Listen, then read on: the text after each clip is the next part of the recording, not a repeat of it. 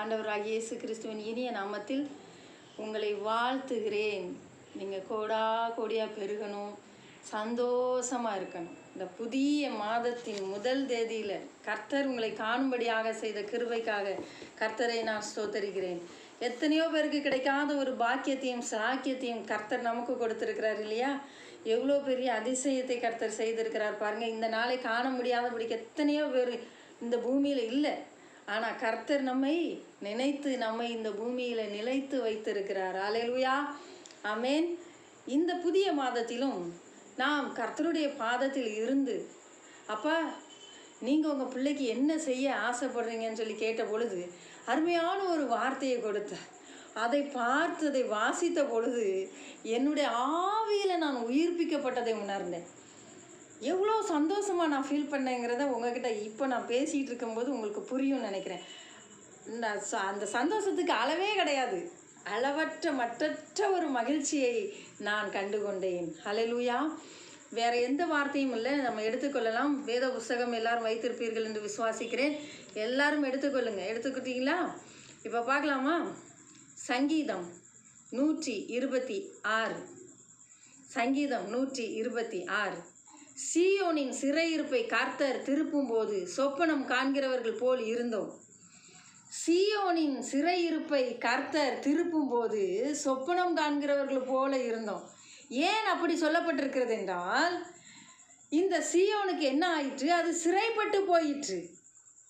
அதனுடைய சந்தோஷம், அதனுடைய நிம்மதி, அதனுடைய வருமானம், அதனுடைய செழிப்பு, அதனுடைய சந்தோஷம் எல்லாமே கொலாப்ஸ் ஆகி போயிடுச்சு. இந்த சீயோன் கர்த்தரை நோக்கி பார்த்து கதறி கொண்டு இருக்கிறது. எங்களை விடுதலையாக்கும், நாங்கள் சிறைப்பட்டு போனோம், எங்களை விடுதலையாக்கும் கர்த்தாவே என்று இந்த சீயோன் கதறி கொண்டு இருக்கிறது கர்த்தரை நோக்கி. கர்த்தர் பார்த்தாரு, இந்த சிறையிருப்பை நான் திருப்புவேன் என்று சொன்னார். ஹல்லேலூயா. இன்றைக்கும் கலங்கி கொண்டிருக்கிறேன் அன்பு பிள்ளையே.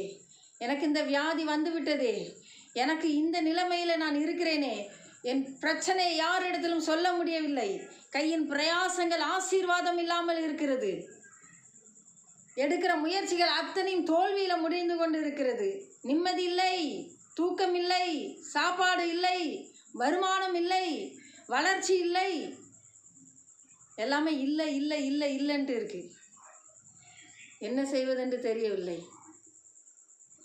கர்த்தரை நோக்கி கூப்பிட்டோம், கர்த்தரை நோக்கி கூப்பிட்டோம்.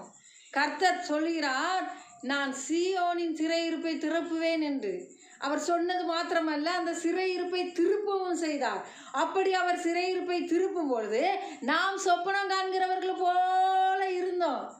என் வாழ்க்கை மாறுகிறது, என் சூழ்நிலை மாறுகிறது, என் துக்கம் மாறுகிறது, என் பிரச்சனை போராட்டத்திற்கு முடிவு வருகிறது, நான் எதிர்பார்த்தது எனக்கு கிடைக்கிறது. அப்போ என்னை பார்த்தா நான் சொப்பனத்தில் தான் இப்படி நடந்துக்கிட்டு இருக்குன்னு நினச்சிட்டு இருக்கிறேன். இன்றைக்கி அநேகர் அப்படி தான். உங்களுடைய வாழ்க்கை மாறும் பொழுது, உங்களுடைய சூழ்நிலை மாறும் பொழுது, தேவன் உங்களை உயர்த்தும் பொழுது, என்னது இது, நான் சொப்பனம் தான் காண்றேன்னா, நான் உண்மையிலே இதெல்லாம் நடக்குதா, நான் கிள்ளி பார்த்துக்கிறேன் அப்படின்னு நம்ம கிள்ளி பார்ப்போம் இல்லையா? அதுபோல தான் இந்த வசனம் எழுதப்பட்டிருக்குது. இது இப்படி சிறையிருப்பு திரும்பும்போது நான் சொப்பனம் காண்றது போல, இது எங்கே நடக்குது, சொப்பனத்தில் நடக்குதுன்னு நினச்சிக்கிட்டோம். எனக்கு உண்மையிலே நடக்குது. ஹல்லேலூயா. இந்த புதிய மாதத்தின் முதல் தேதியில் கர்த்தர் சொல்லுகிற வார்த்தை அதுதான். என் மகளே, நான் உன் சிறையிருப்பை திருப்ப போகிறேன். உன் நிந்தையை, உன் அவமானத்தை, உன் வெட்கத்தை நான் திருப்ப போகிறேன். நீ எந்த இடத்துல அவமானப்பட்டு நின்றியோ அந்த இடத்துல கர்த்தர் உங்களை உயர்த்த போகிறார். எந்த காரியத்துக்காக அவமானப்பட்டு நின்றீங்களோ அந்த காரியத்தில் கர்த்தர் உங்களுக்கு ஜெயத்தை கட்டளையிடுவார். ஏன் கட்டளையிடுகிறார் தெரியுமா? அவரை நோக்கி பார்த்த ஒருவரது முகமும் வெட்கப்பட்டு போனதில்லை. பிரியமானவர்களே, என்றைக்கு இயேசுவை நோக்கி பார்த்தீங்களோ அன்றைக்கு உங்கள் முகம் வெட்கப்பட்டு போனதில்லை. என்றைக்கு லோன் தருவாங்கன்னு பார்த்தீங்களோ, என்றைக்கு மனிதர்கள் முகத்தை பார்த்தீங்களோ அன்னைக்கு நமக்கு வெட்கம். ஆனால் கர்த்தரை மாத்திரம் பார்க்கிற நமக்கு ஒருபோதும் வெட்கம் வரவே வராது. அவரை நோக்கி பார்த்த ஒருவரது முகமும் வெட்கப்பட்டு போனதில்லை என்று எழுதப்பட்டு இருக்கிறது. ஆகவே இன்னைக்கு நான் உங்களுக்கு சொல்லித்தர்ற ரகசியம் அதுதான். கர்த்தர் சொல்கிறாரு, இந்த மாதத்தின் முதல் தேதியில் என் பிள்ளையினுடைய சிறையிருப்பை நான் திருப்ப போகிறேன். ஹல்லேலூயா. அப்படி அவர் திருப்பும்போது நீங்களும் நானும் எப்படி இருக்கோமா?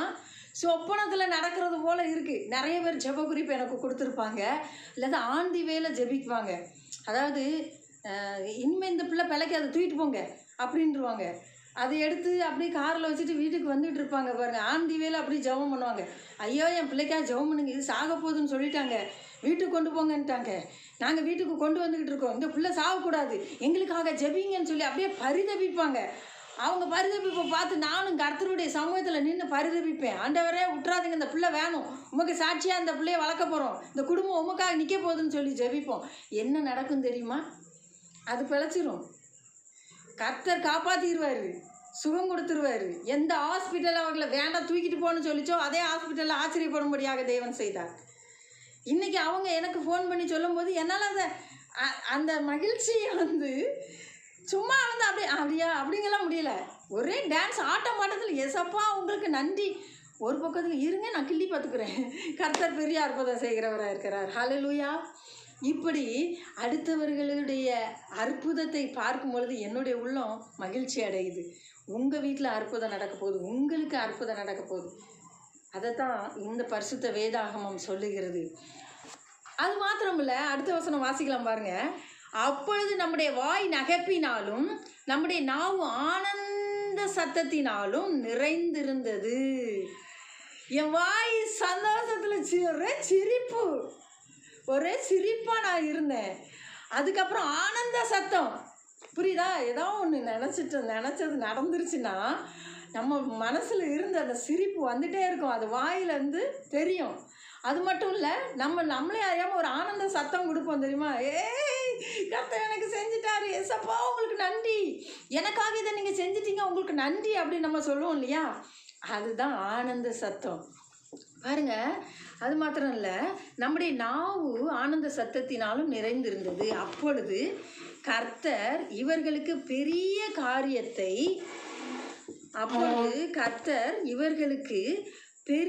காரியங்களை செய்தார் என்று புறஜாதிகளுக்குள்ளே சொல்லி கொண்டார்கள்.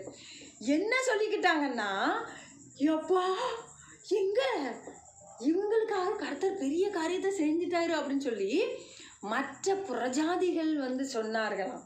சொன்னாங்களா சொல்லலையா? கர்த்தர் எகிப்தில் இருந்து தம்முடைய ஜனங்களை மீட்டு கொண்டு வரும் பொழுது சுற்றி உள்ள தேசத்தார் அத்தனை பேரும் அதை கண்டு ஆச்சரியப்படும்படியாக அது நடந்தது. பிரியமானவர்களே, இன்றைக்கும் நான் அதைத்தான் உங்கள்கிட்ட சொல்லிக்கிட்டு இருக்கிறேன். கர்த்தர் நமக்காக யுத்தம் பண்ணும் பொழுது அந்த யுத்தம் பயங்கரமாக இருக்கும். சுற்றி இருக்கிற ஜனங்கள் அதை பார்ப்பார்கள். முதலாவது அடையாளம் அதுதான். உங்கள் வாழ்க்கையில் கர்த்தர் அற்புதம் செய்யும் பொழுது உங்களை சுற்றி இருக்கிறவர்கள் அதை பார்ப்பார்கள். உங்களை சுற்றி இருக்கிற சொந்த பந்தங்கள் அதை கேட்பார்கள். உங்களை சுற்றி இருக்கிற மக்கள், மற்றவர்கள், உங்கள் எதிரிகள் அதை பார்த்து பல்ல கடிச்சு இல்லாமல் போவாங்க. புரியுதா? அப்படிதான் கர்த்தர் அற்புதம் செய்வார். ஏனோ தானோ இந்த அற்புதம் செய்கிறவர் அல்ல நம்முடைய தகப்பன். நம்முடைய தகப்பன் அற்புதம் செய்யும் பொழுது உங்களை சுற்றி இருக்கிறவர்கள் அதை கண்டு மெய்யாகவே கர்த்தர் இவர்களோடு இருக்கிறார் என்று சொல்லும்படியாக அந்த அற்புதம் நடக்கப் போகிறது. நடந்து விட்டது. ஆமென். இந்த புதிய மாதத்தில் தேவன் அதைத்தான் சொல்லிக்கிட்டு இருக்காரு. அவர் செஞ்சிட்டாரு.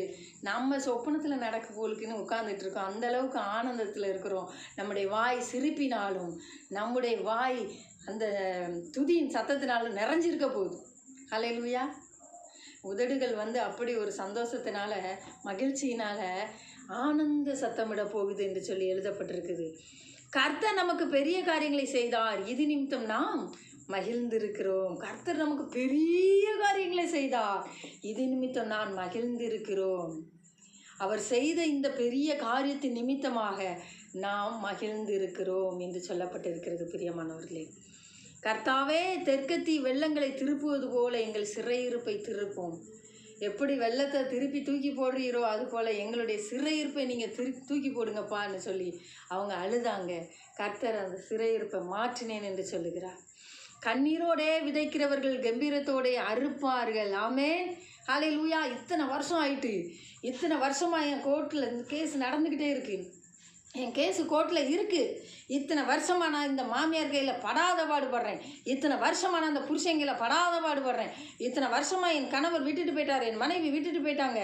இத்தனை வருஷமாக நான் படாத பாடுபட்டு கொண்டிருக்கிறேன் என்று சொல்லி தன்னுடைய கவலையினால், வேதனையினால், சிறைக்குள்ளே இருக்கிறது போல் நான் இருக்கிறேனேன்னு வேதனைப்பட்டு கொண்டிருக்கிறேன். அன்பு பிள்ளைகளே, கர்த்தர் சொல்லுகிறார், நான் செய்வேன். ஹல்லேலூயா.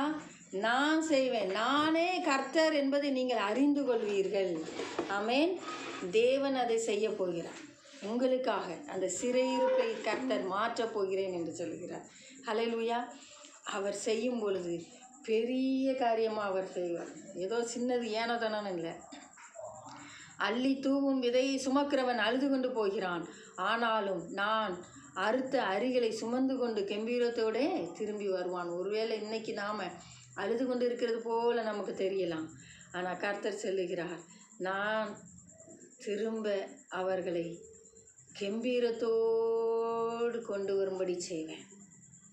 ஒரு பெரிய ஒரு கம்பீரம் நமக்கு வரப்போகிறது. அந்த கம்பீரத்தோடு நாம் நடக்க போகிறோம். நம்முடைய வாழ்க்கை மாறப்போகிறது. சந்தோஷம், மகிழ்ச்சி நமக்கு உண்டாக போகிறது. ஆமென். ஹல்லேலூயா. மறுபடியுமாக நான் உங்களுக்கு வாசிக்க ஆசைப்படுகிறேன். அப்பொழுது நம்முடைய வாய் நகைப்பினாலும் நம்முடைய நாவு ஆனந்த சத்தத்தினாலும் நிறைந்திருக்கிறது. அப்பொழுது கர்த்தர் இவர்களுக்கு பெரிய காரியங்களை செய்தார் என்று புறஜாதிகளுக்குள்ளே சொல்லி கொண்டார்கள். இந்த வார்த்தையின்படி ஆக போகுது. சரிங்களா? புதிய மாதத்தில் கர்த்தர் உங்கள் சிறையிருப்பை திருப்பி உங்களை ஆசீர்வதிக்க போகிறார். இந்த வார்த்தையின்படியே உங்களுக்கு ஆகும் என்று கட்டளையிடுகிறார். விசுவாசிக்கீங்களா? விசுவாசித்தா என்னோடு கூட இணைந்து ஜெபம் பண்ணுங்க. கர்த்தர் சொன்ன காரியம் அப்படியே நடக்கும். அன்பின் பரலோக பிதாவே, உம்முடைய பிள்ளைகளுக்காக நான் நன்றி செலுத்துகிறேன். இந்த புதிய மாதத்திலும் புதிய வாக்குத்தத்தத்தை கொடுத்ததற்காக நன்றி தகப்பனே. நீர் அதிசயங்களை காண செய்கிற தேவன், சிறையிருப்பை திருப்புகிற தேவன், தோல்வியை ஜெயமாக்குகிற தேவன், நஷ்டத்தை லாபமாக்குகிற தேவன். ஆசீர்வதிங்கப்பா, உயர்த்துங்கப்பா, பெரிய காரியங்களை செய்யுங்கப்பா. புதிய மாதத்தில் அதிசயத்தை பார்க்கட்டும். அவங்க வாய் நகைப்பினால், அவங்க உதடு துதிப்பினால் மாறட்டும். சந்தோஷமாக நமக்கு சாட்சி சொல்லட்டும். இதோடு முடியட்டும். ஏசேக்கு சித்தனா வாழ்க்கையில் முடிந்தது, ரெகபோத் தொடங்கியது. தேவனாய கர்த்தருக்கு மகிமை உண்டாகட்டும். ஆசீர்வதி. இயேசுவின் நாமத்தில் ஜெபிக்கிறோம் நல்ல பிதாவே. ஆமென். ஹல்லேலூயா.